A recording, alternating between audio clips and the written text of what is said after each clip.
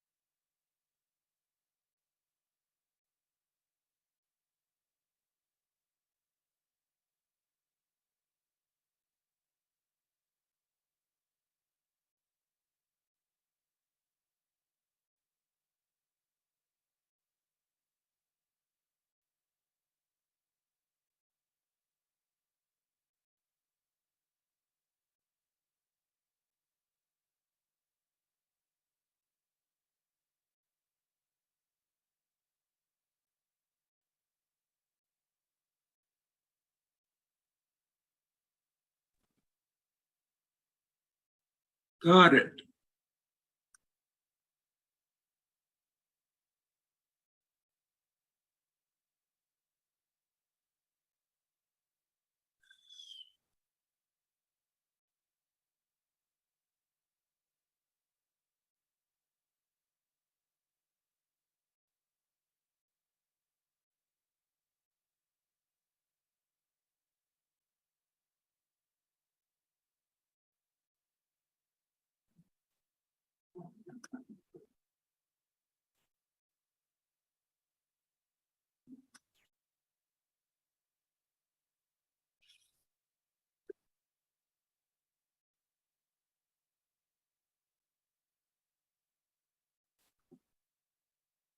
Hello.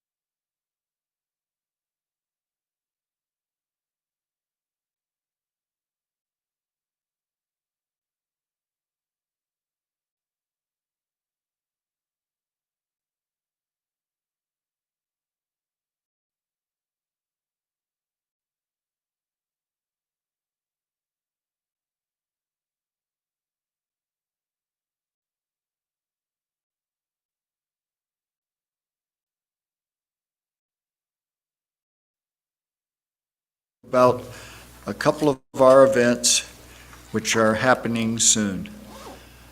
Today, first Sunday of the month, this is our potluck, so hopefully everybody will be staying with us for the potluck. If you didn't bring in anything, that's fine too, because we always have plenty. Also, on Friday, March the 10th, I think we have a representative of the Unitarian Universalist Service community coming into town. So there will be a reception from 5 to 7 at the Chauncy's. So you're welcome to attend that also. So each Sunday, we gather in person and on Zoom as a congregation. It is here, too, that we gather our resources to sustain the work of this church and share our abundance with community organizations to broaden the reach of our values. You can find the address of the REL map for giving online in your order of service, or your Share Your Plate offerings and pledges may be dropped in the baskets now as they pass or at the rear of the sanctuary at the end of the service. Our Share the Plate partner for the month of October is the Unaccompanied Student Initiative. Please welcome Kathleen, who's going to share a bit about their work.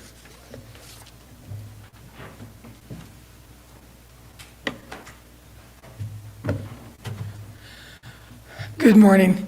And I'm just going to share a little bit because I had this wonderful speech all written and typed up and ready to go, and guess where it is?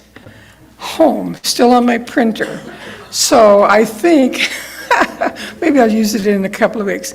So I think most people know about USI. It's the Unaccompanied Student Initiative. And I don't know about you, but I remember when they first started, they started in what used to be the nuns, what do you call it, where the nuns stay? But anyway, next to the, what's it called? Holy Trinity. So they started out there, and what they were doing was serving homeless teenagers, 16 to 19, who I guess had probably done a lot of couch surfing and really needed a place to stay, and they wanted to finish high school. So the people saw a need for it. They came together. It's amazing when people see a need and they gather together and they put something together, and it's became USI. They now have a house over on Story Avenue. They serve a lot of children, and they've expanded to both Laramie and Casper.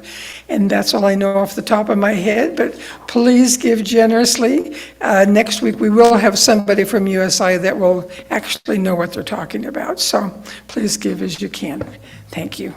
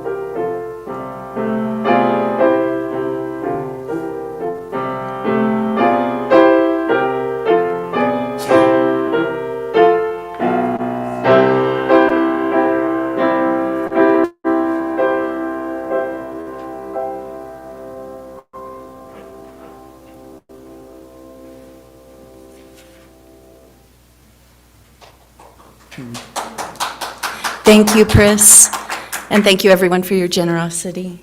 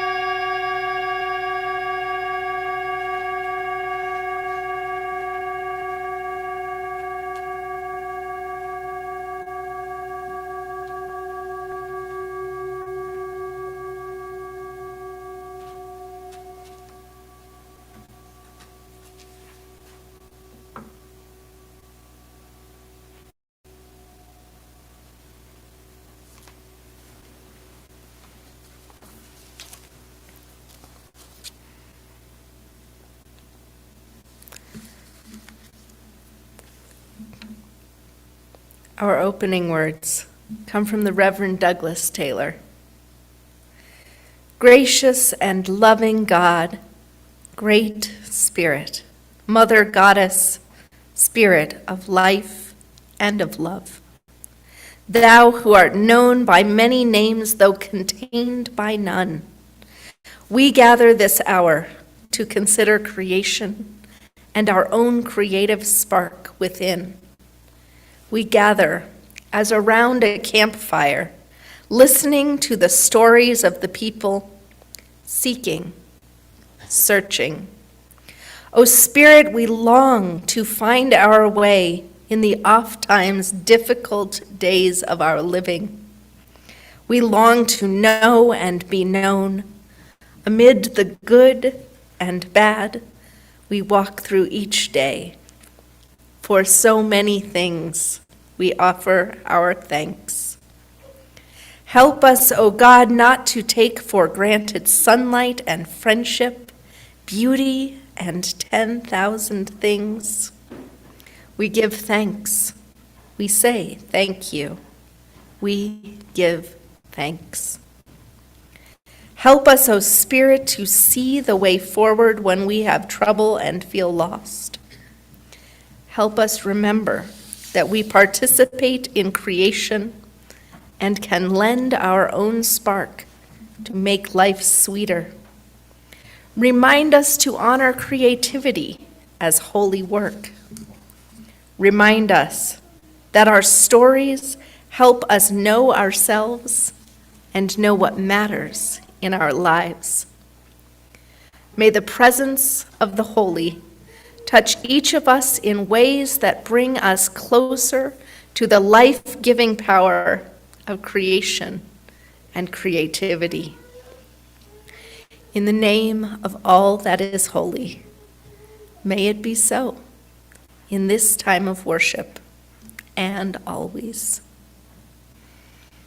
And for our opening hymn, I invite you to open your gray hymnals, rising in body or in spirit, to join in singing hymn number 361, Enter, Rejoice, and Come In.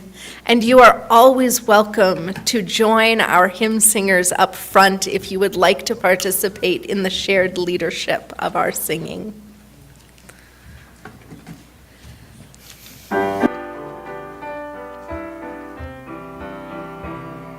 Enter, rejoice, and come in. Enter, rejoice, and come in. Today will be a joyful day. Enter, rejoice, and come in. Open ears to the song. Open your ears to the song. Today will be a joyful day. Enter, rejoice, and come in. Open your hearts and run. Open your hearts, everyone. Today will be a joyful day. Enter, rejoice, and come in. Don't be afraid of some change. Don't be afraid of some change. Today will be a joyful day. Enter, rejoice, and come in. Enter, rejoice, and come in. Enter, rejoice, and come in. Today will be a joyful day. Enter, rejoice, and come in.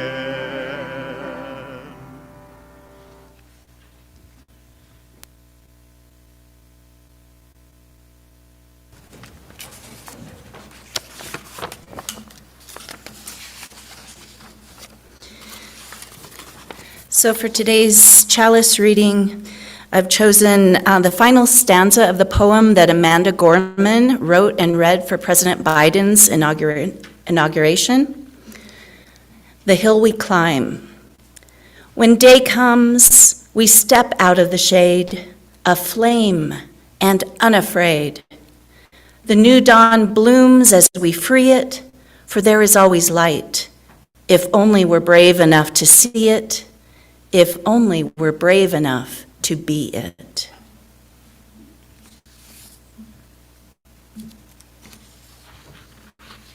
And go ahead.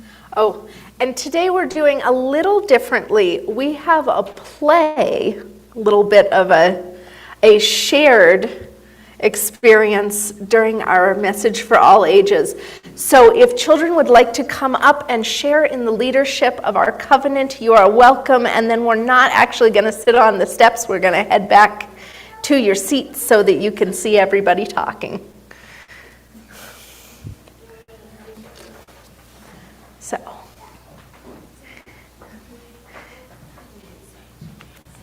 All right. Oh yeah, going under the tripod's a little complicated. That's a good workaround. All right. Are you coming up to share in speaking our covenant? And you all have that in your order of service. So let's go ahead. Oh. You are the furthest up the chancel. Can you come join us? Hello. So we're going to start with the word love. Love is the spirit of this church, and service its cause. This is our covenant, to dwell together in peace, to seek truth, and to help others. Thank you for helping us with that. And now, if you want to head to your seat, then we're going to start a play. It's a dramatic reading. And we're going to do this a little bit of a melodrama style. Anybody in here been to a melodrama before? No. Nobody? I think a few people have. Yeah, this is sort of a Cheyenne tradition, I am told. So, when we see well, we might need to in a moment. So I'm going to tell you a little bit about these folks, and you tell me whether they're yay folks or boo folks. So, long ago, in the city of Shushan, well, the city of Shushan's a little more complicated than that. The Jewish people were being threatened with an unhappy ending, and that you can boo. Ooh.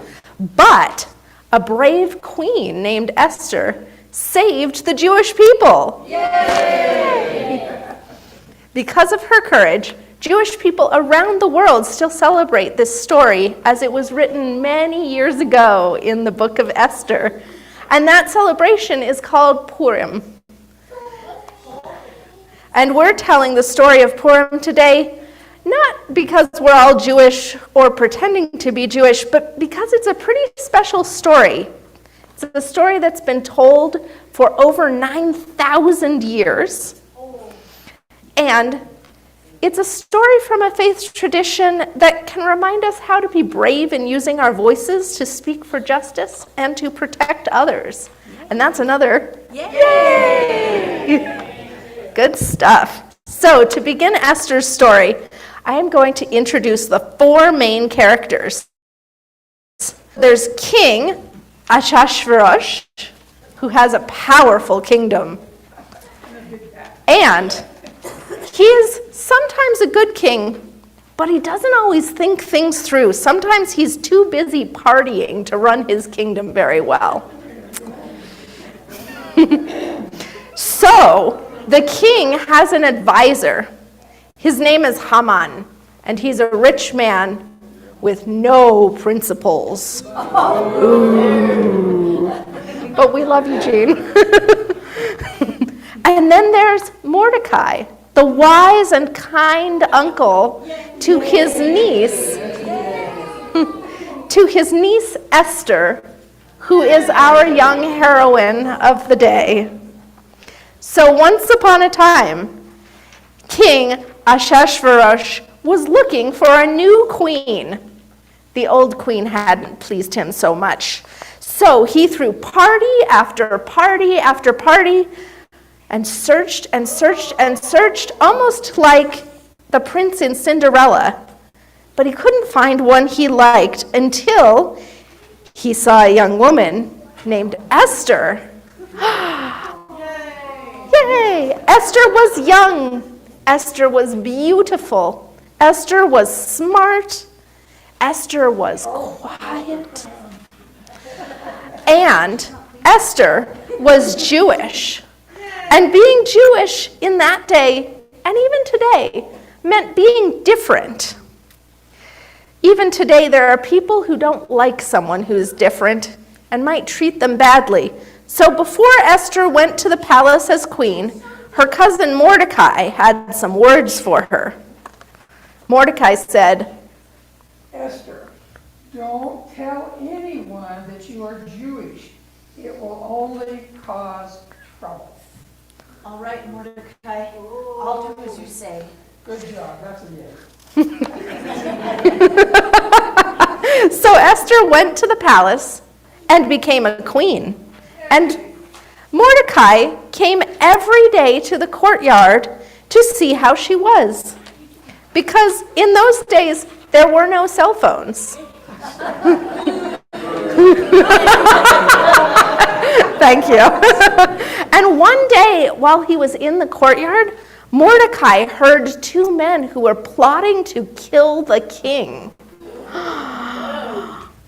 And so Mordecai told Queen Esther about the plot, and Esther told the king, and the king's life was saved. And the king said, Write this down in the royal book. Mordecai has saved the king's life. Yes, my king. but But I don't like Mordecai at all. He never bows to me, even though I'm a very important person. He offends me. And if I can't get my revenge, well, I'll eat my hat. And so it was written, and then forgotten, while the king made plans for another party. And while the king made his plans, Haman made his plans to destroy the family of Mordecai and all the Jewish people. Ooh. And as the king was signing party invitations, Haman laid an extra piece of paper on his desk that said, "The first thing we do, let's kill all the lawyers," because Haman was a Shakespeare fan. But he'd crossed out the line lawyers and written in the Jews instead. This doesn't look like a party invitation. My king, the Jewish people don't eat our food. They won't ever come to your Friday night parties. Why, we'd hardly ever notice that they were gone. And I could make a lot of money if we took their houses and farms. Well, if it'll make you happy, sure, I have a party planned for this week. So let's wait next week for the killing. Boo! So the king went back to his fun, and Haman went forth with his plot.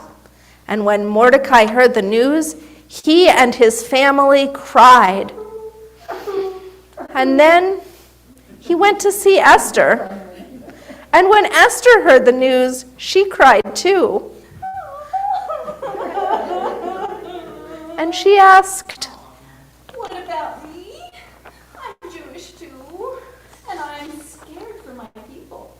But the law says that no one may give advice to the king. It would be illegal for me to protest. It would be illegal for me to go and ask for mercy. It's even illegal for me to enter the throne room without a signed invitation. Esther. will not escape. If you keep silent, there will be other people to speak for the Jews. But if you do not speak up, then the consequences will be with you and your family, for they may die before there is justice. Esther, perhaps you have become a queen for such a time as this. Perhaps you were right. Perhaps I was born for such a time as this. Mordecai, I will go to the king tomorrow and ask for mercy. If I die, I die. So Mordecai went home, and Esther went to bed, wondering whether she was brave enough to do what must be done. And here, we'll pause to let Esther think and to continue with our service. Go, Esther. Go, Esther. We hope so.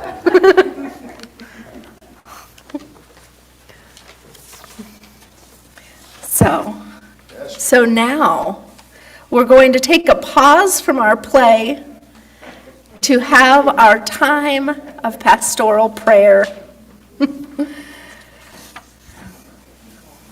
And a big thank you to our brave melodramatists. Yes. Absolutely, yay. So now, if you'll take a breath,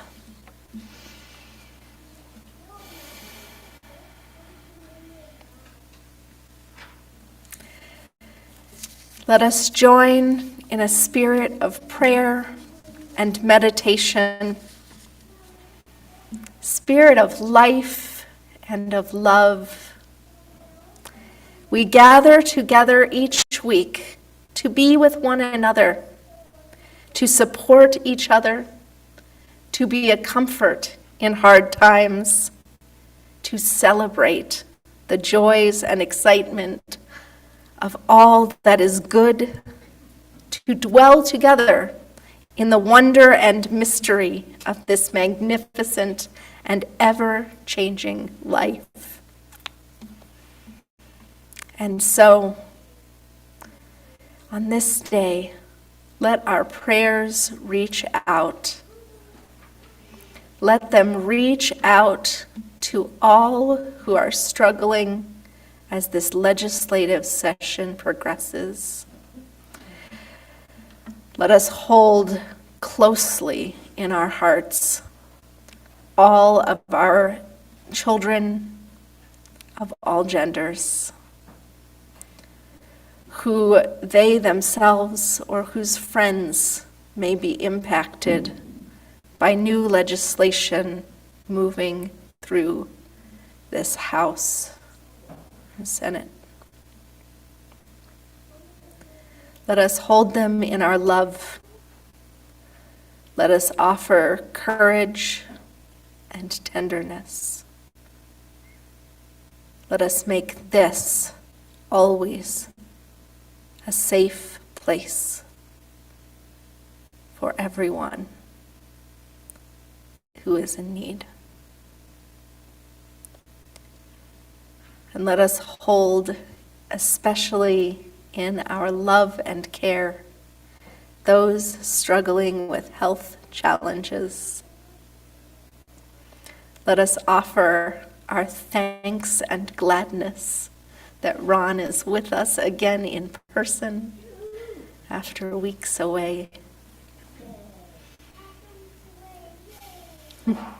And let us give thanks for all those sounds that remind us that there are growing people, growing things, as it turns to springtime and the flowers begin to think about sending forth shoots once again. The green, not yet here, but always readying itself beneath the earth.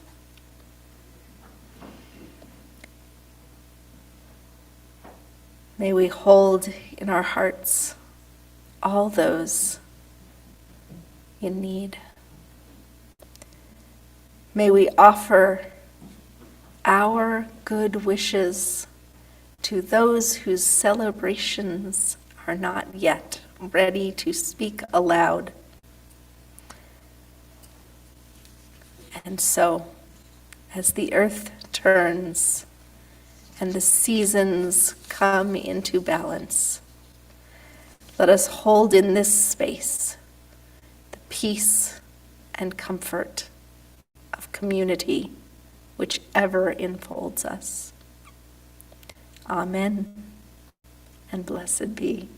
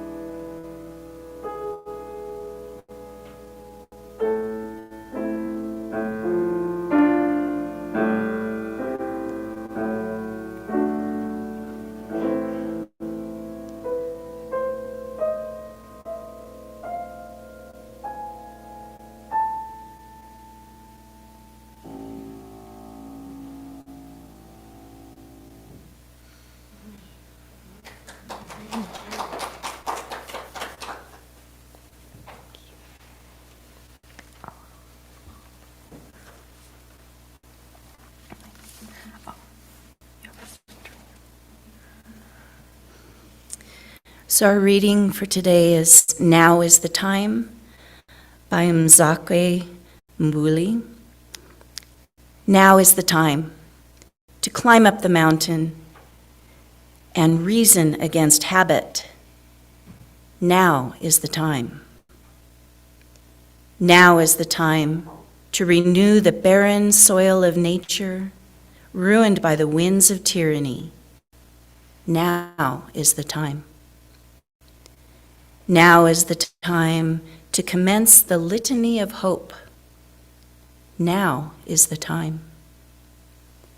Now is the time to give me roses, not to keep them for my grave to come.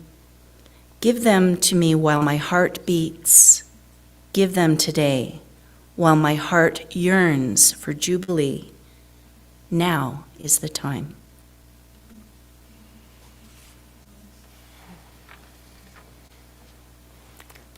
Thank you.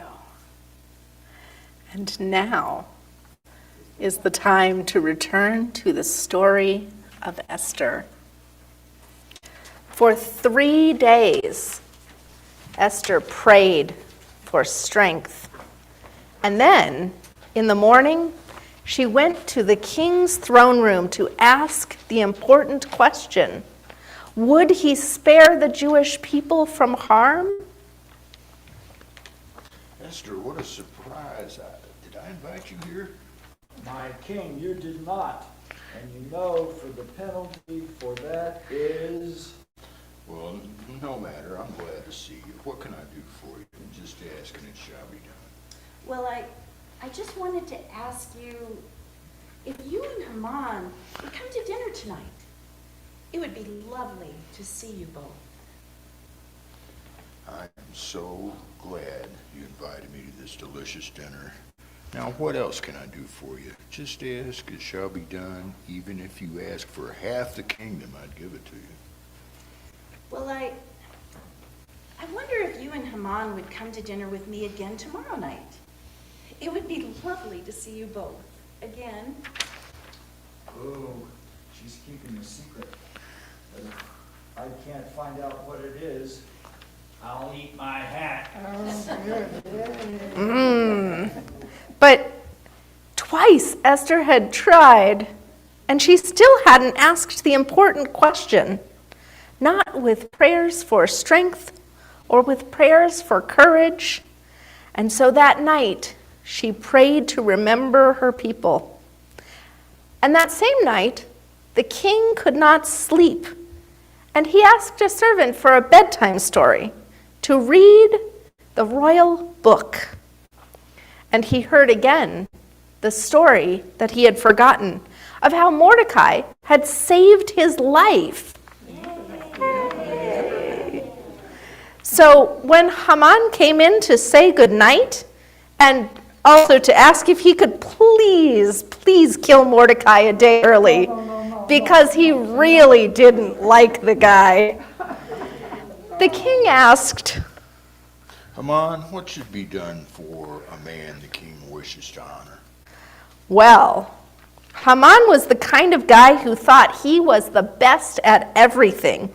So when the king asked how to honor a man, he assumed the king must be talking about him. My king, what a marvelous question. It would be best to have a parade for the man who the king wishes to honor. Great idea. Go out and find Mordecai and make that parade happen first thing in the morning. No, yes, of course, my king. So Haman went home lamenting this turn of fortune. The next day, after the parade, when they finished dinner, Esther decided she must ask her very important question. I'm so glad you invited me to dinner again. It was delicious. Now, what else can I do for you? And it shall be done, even if you ask for half the kingdom. Well, you see, I would love to ask you over for dinner again, but I'm afraid I cannot. For someone has made a plan to have me and my people killed, and all our lands and homes taken from us. No, who would do such a thing? Well, it's the wicked Haman. Well, yes, I did when I had you sign that decree, but I didn't mean for you to find out. No. And so the king made Mordecai his new advisor. Yay! Instead of Haman. And while it didn't happen overnight, the Jewish people began to feel safer in the land because they were given the right to defend themselves against attacks. And now they had a voice in government. Yay! And to this very day, Jewish people celebrate the holiday of Purim by dressing in costumes and dancing and eating cookies called Hamantaschen, which are shaped a little bit like Haman's hat. So when Jewish people bite into these cookies, they could say, Haman, you lose and we'll eat your hat. Yay! Thank you all so much. And now you know a lot about the story of Esther.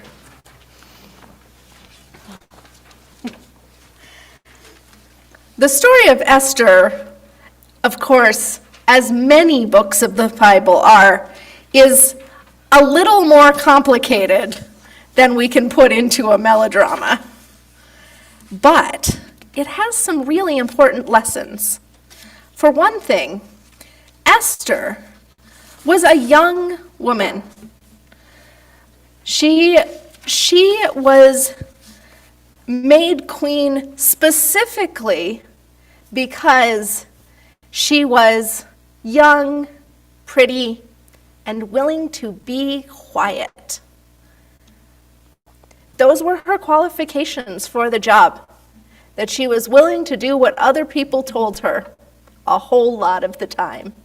And yet, she becomes the brave one who speaks up and who is credited with saving the lives of the Jewish people all across the kingdom of what would later become Persia.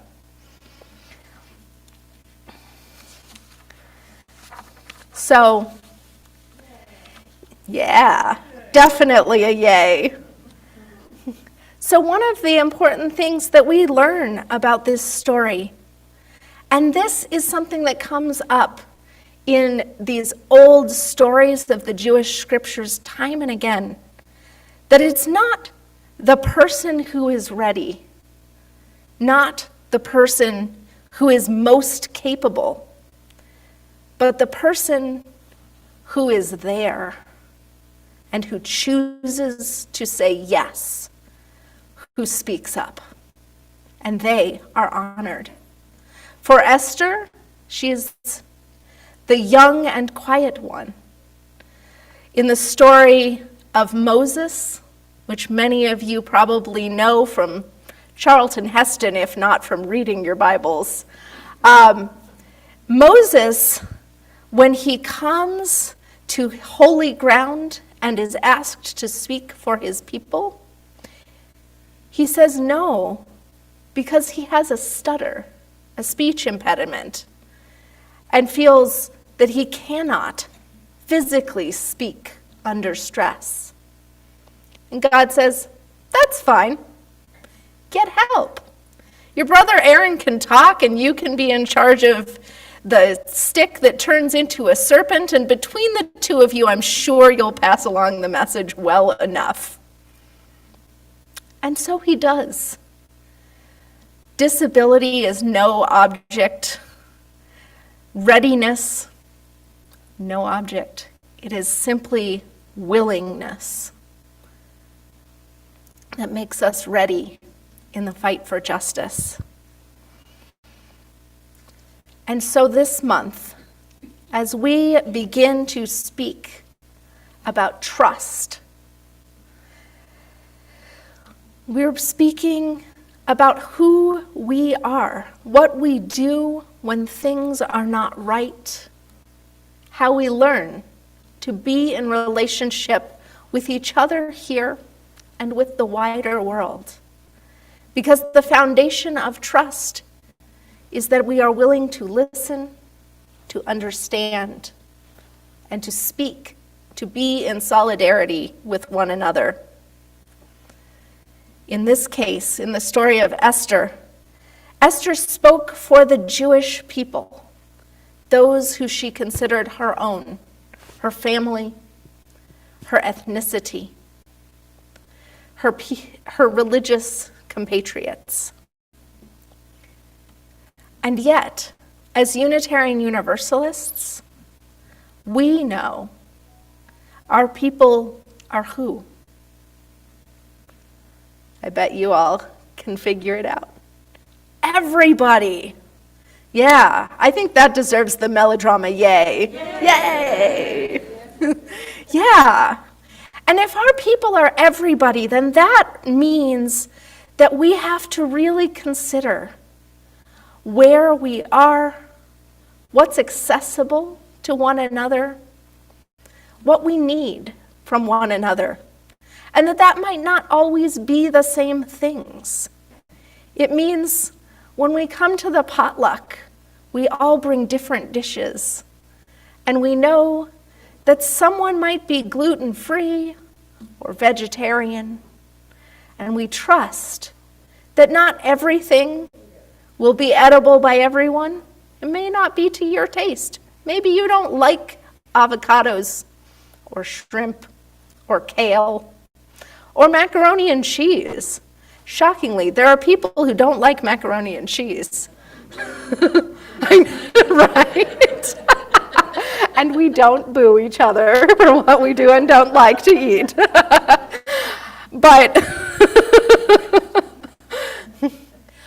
But we know that there will likely be something, because we're all taking into consideration what each other like. So mostly, even if we really, really like anchovy and mushroom and olive and pineapple pizza, we might not bring that to the potluck because we think maybe not a lot of other people want to eat this precise kind of pizza. Yeah, and some people like to eat pepperoni pizza, so we might bring that to a potluck because we know it's accessible for a lot of folks. Thank you. We know as well that even here in our building, some portions of the building aren't as accessible as others. And we think about that with where we choose to have our meetings. Probably not on the top floor if we know that there are some folks who might have a harder time with the stairs. Or maybe we offer things on Zoom as well for people who may need another way of being here with us that's virtual. We have so many ways of making each other welcome that take into account the diversity of who's here. We use different pronouns and try to honor those that people tell us. We are careful with our language to use words that people ask us to use to describe them. We try to behave with one another in ways that feel respectful. We don't yell in this space. We don't boo each other even if we don't like mac and cheese. Because we know that hurting one another's feelings makes this space feel less safe. And yet in the wider world, this is often not true.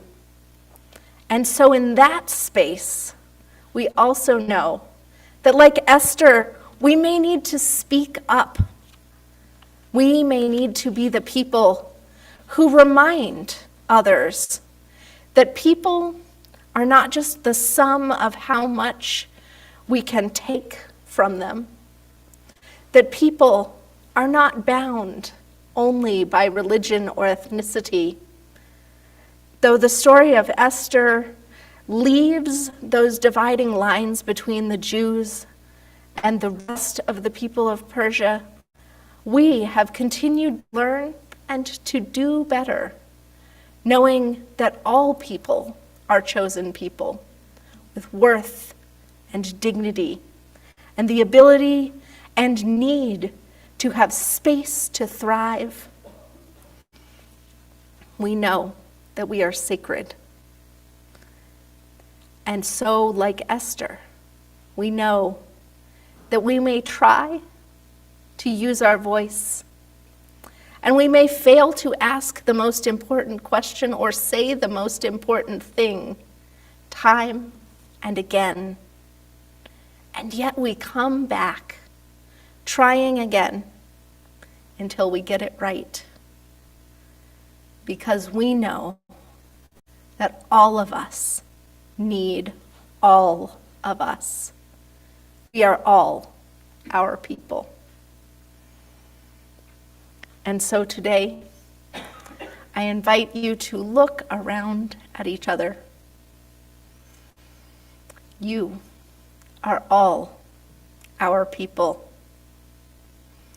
And when you go out today, keep looking around at the beautiful faces of each person you encounter, knowing that they too are all our people. We have a duty to fight for one another's freedom and to hold one another in deep love. May it be so.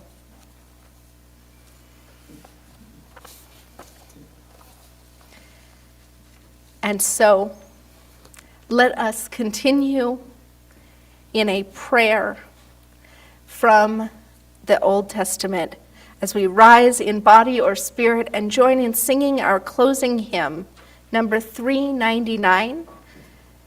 It's "And Everyone 'Neath a Vine and Fig Tree." And this is a round that is intended to be a meditation. So we're going to sing it 3 times through. And I invite you, once you have read the words a couple of times, to lift your voice and lift your head from those words, to sing along.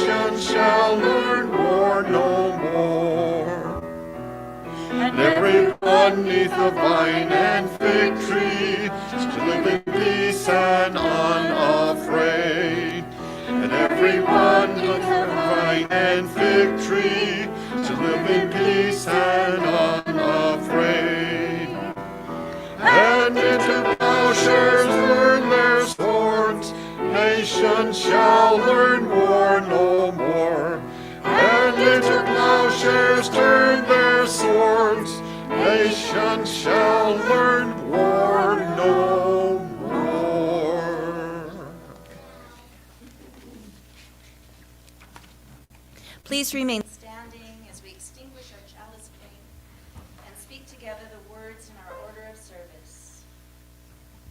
We Extinguish this flame, but not the light of truth, the warmth of community, or the fire of commitment. These we carry within our hearts until we are together again. May this day and each day forward be one of learning, growing, thriving as you bring a peace through justice, speaking up for those in need, even if it takes you 3 or 300 times before you find the right question. Blessed be, and go forth and have potluck.